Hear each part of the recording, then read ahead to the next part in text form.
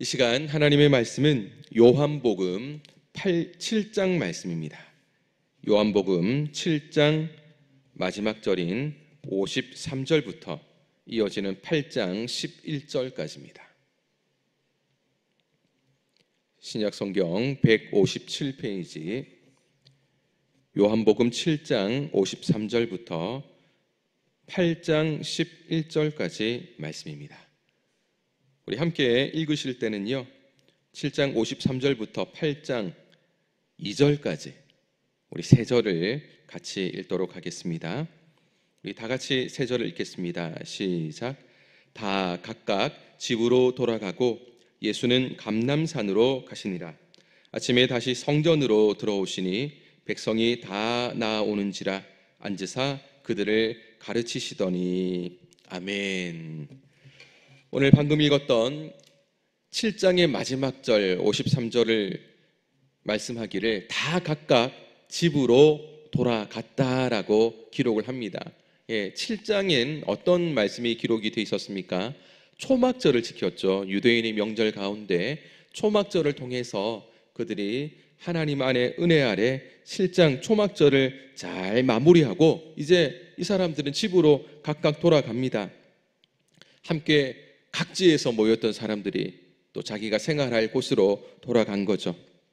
그런데 8장 1절을 시작하면서 예수님은 어디로 갔다고 말씀을 합니까? 감람산으로 갔다라고 말씀하시죠. 사람들은 집으로 갔고요, 예수님은 감람산에 가셨습니다. 왜 가셨을까?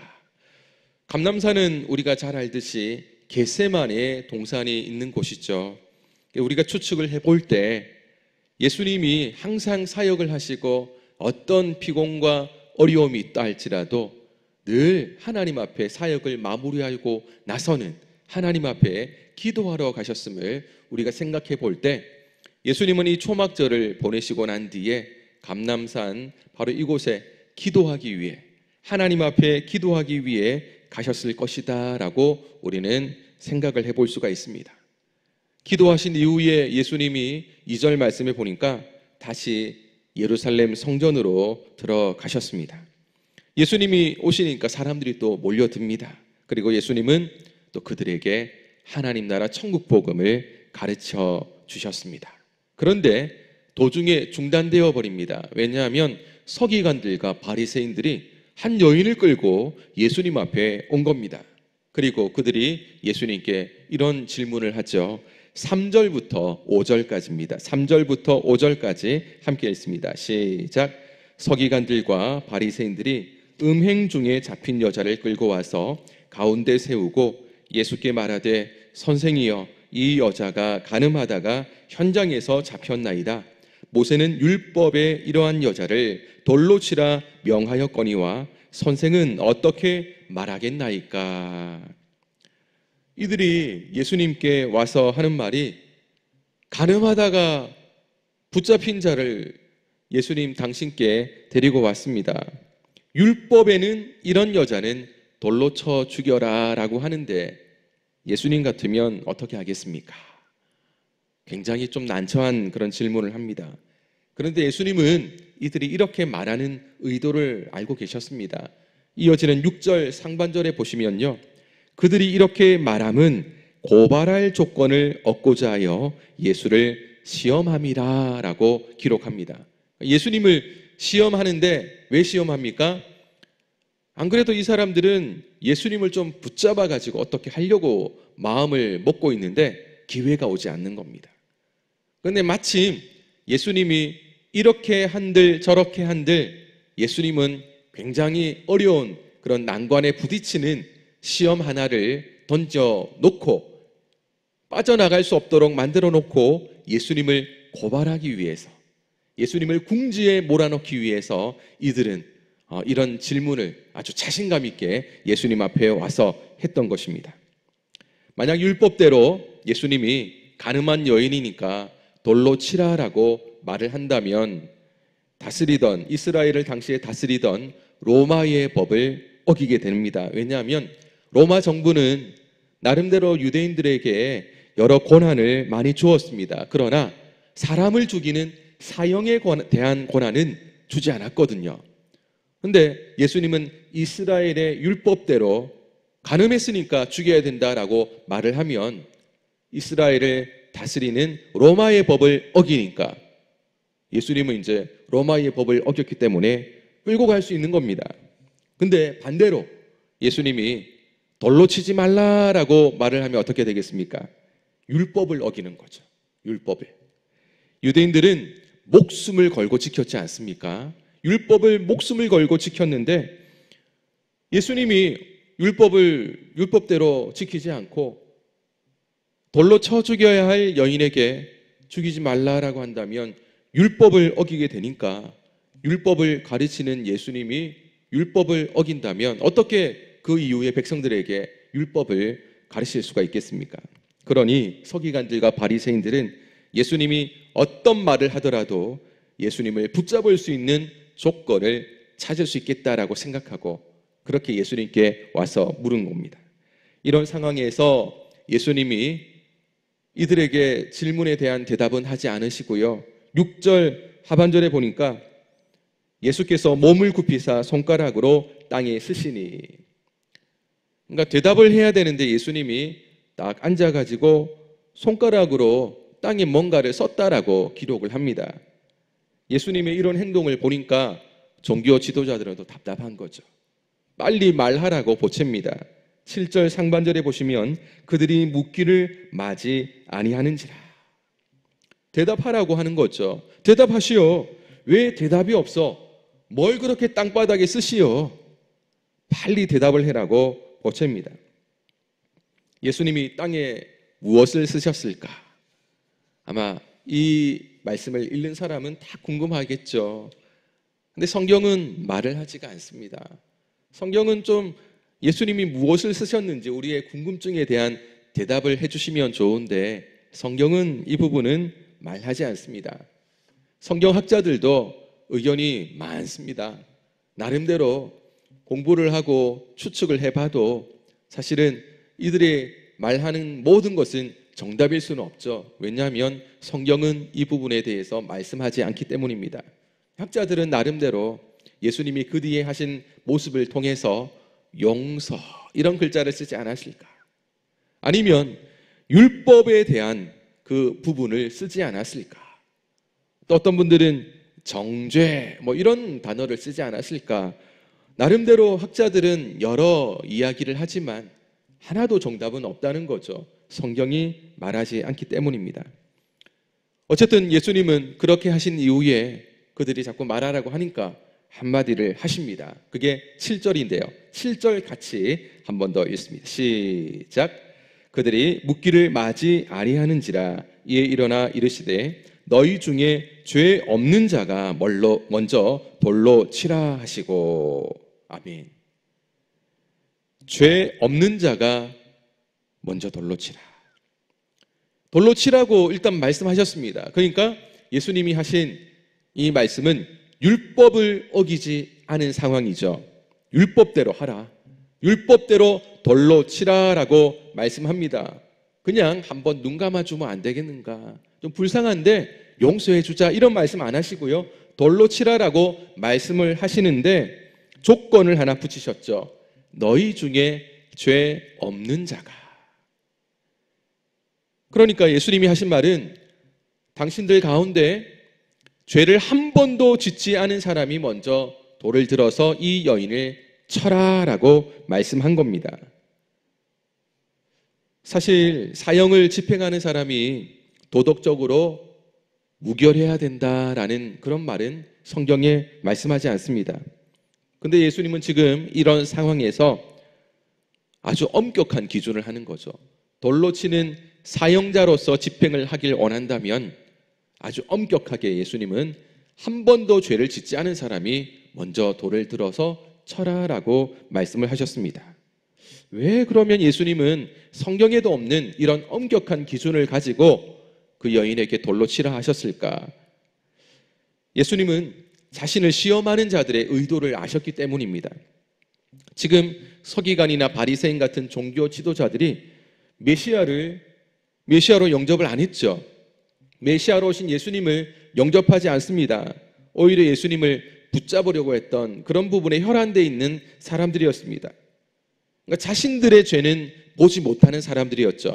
그런데 간음한 한 여인은 아주 율법대로 그대로 본 사람들입니다.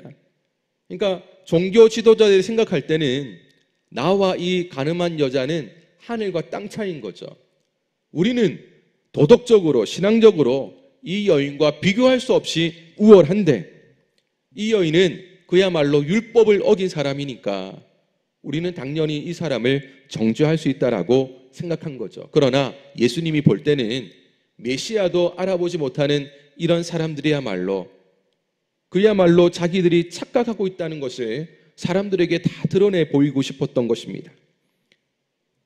자기 눈에 들보가 있음에도 불구하고 그것은 보지 못하고 남의 눈에 있는 티끌 같은 먼지 같은 거는 잘 보는 사람들이다라고 생각하면서 율법을 잘 지킨다고 생각을 하지만 정말 율법의 정신을 지키지는 못했던 사람들, 예수님께 단 한마디 하나님의 말씀을 배우려 하는 그런 마음도 없었던 종교 지도자들, 이런 사람들이야말로 사람들한테 부끄러움을 당해야 되는 거죠.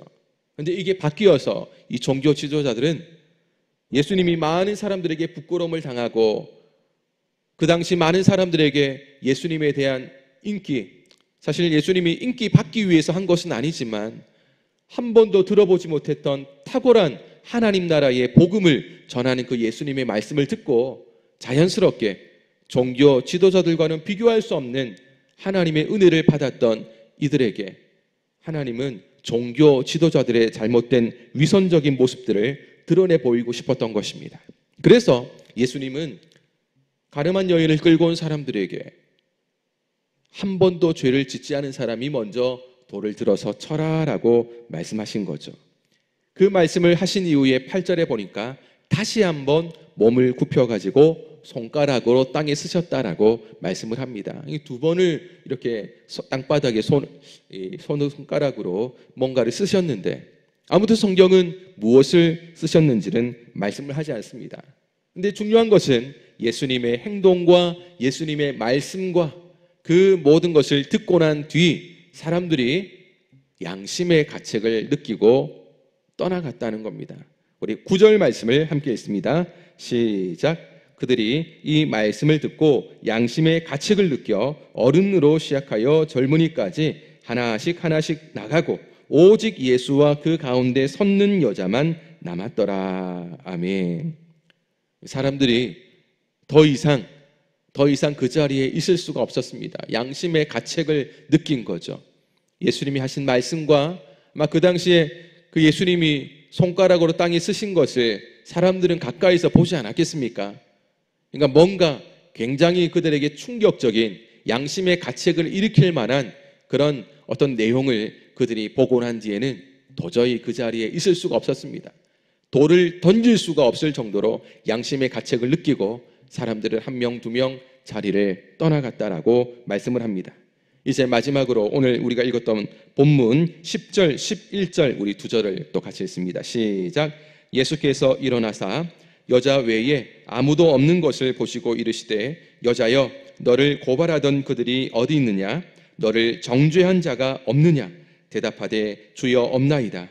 예수께서 이르시되 나도 너를 정죄하지 아니하노니 가서 다시는 죄를 범하지 말라 하시니라. 아멘. 여인이 붙잡혀 온 이후에 이 여인의 심정을 여러분 생각해 보시면 어떻겠습니까?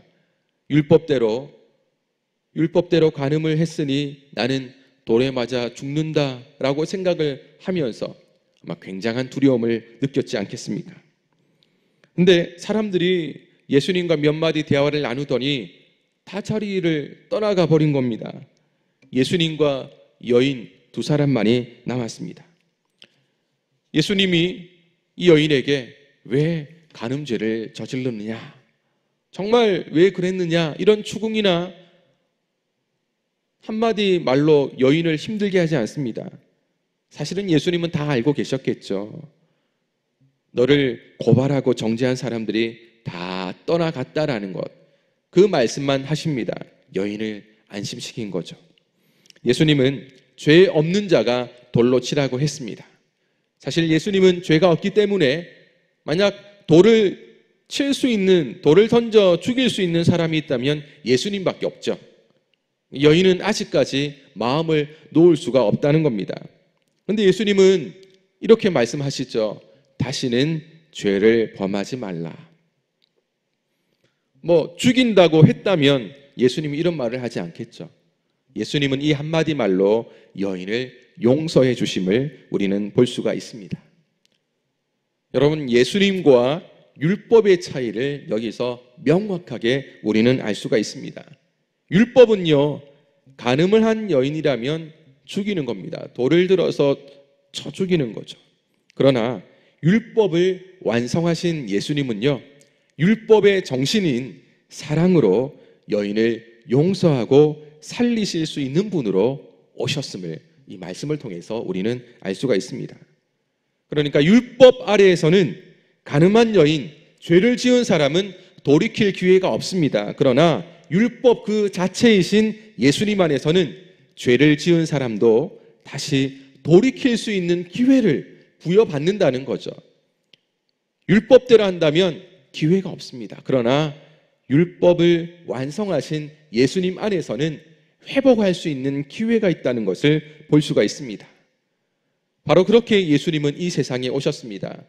요한복음 3장 17절에는요, 이렇게 기록합니다. 하나님이 그 아들을 세상에 보내신 것은 세상을 심판하려 하심이 아니요 그로 말미암아 세상이 구원을 받게 하려 하심이라. 아멘. 예수님은 이 세상을 심판하기 위해서 오신 것이 아니고요, 세상을 구원하기 위해 오셨음을 말씀합니다. 은혜를 베풀어 주기 위해 오셨다는 거죠. 바로 이것이 오늘 이 사회에 필요한 사랑의 음성이 아닐까라는 생각을 해봅니다. 성경에서 가장 중요한 가르침이 있다면 은혜입니다. 은혜는 지식으로만 알 수가 없습니다. 어떻게 하면 은혜를 경험할까? 어떻게 하면 하나님의 은혜를 누릴 수 있을까? 늘 고민하며 기도하며 살아가는 거죠. 세상은 어떻습니까? 내 생각과 다르고 가치관이 다르면 작은 잘못에도 비판하고 정죄를 합니다. 그러나 우리가 성도로서 하나님이 베풀어 주시는 은혜의 삶을 살기를 원한다면 사람을 쉽게 정죄해서는 안 되겠죠. 만약 내가 누군가의 잘못을 보고 그것을 지적하고 잡아주기를 원한다면 먼저 나는 성령의 사람이 되어야 됩니다. 온유한 심정을 가지고요, 그 사람이 저지른 그 잘못을 바로 잡아줘야 된다는 겁니다. 바로 잡는다라는 말에는요, 회복이라는 의미가 꼭 담겨 있어야 됩니다. 누구의 잘못을 대하는 태도가 그 목적은 바로 회복을 위한 것입니다. 누구의 잘못을 보면서 그냥 온통 정죄하고 비판하고 그 사람에게 상처 주는 것이 목적이 되면 안 된다는 거죠.